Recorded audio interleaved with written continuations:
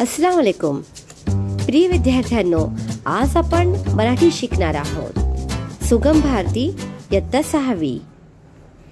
चला मग आपली मराठीची पुस्तक काढा आणि पान क्रमांक 24 आणि 25 वर पहा. पाठ क्रमांक 9, चला पुढे चला.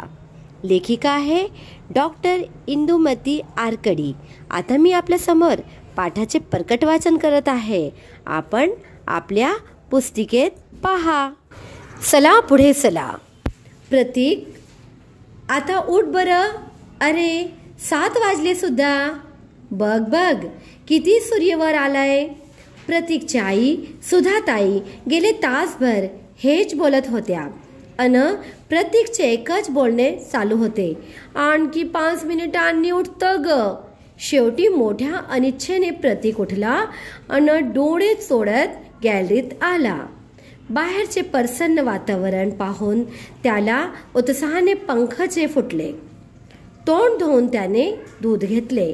आई जरा फिरून येतं ग म्हणत निघालाही.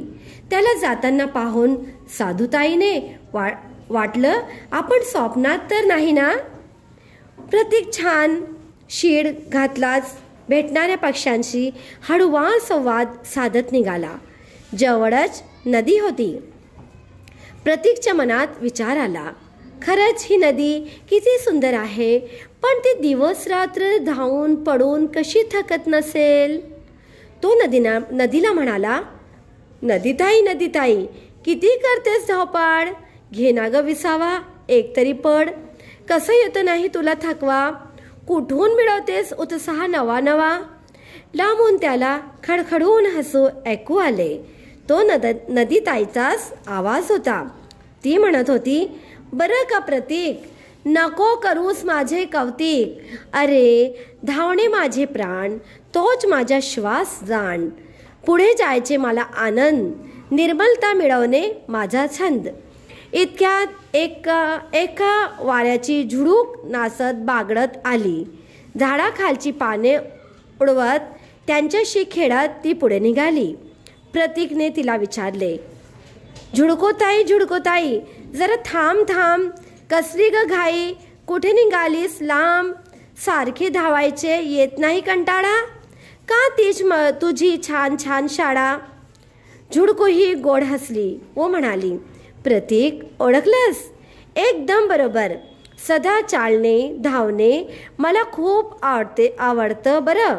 आणि झुडून पानाशी खेळायला निघूनही गेली.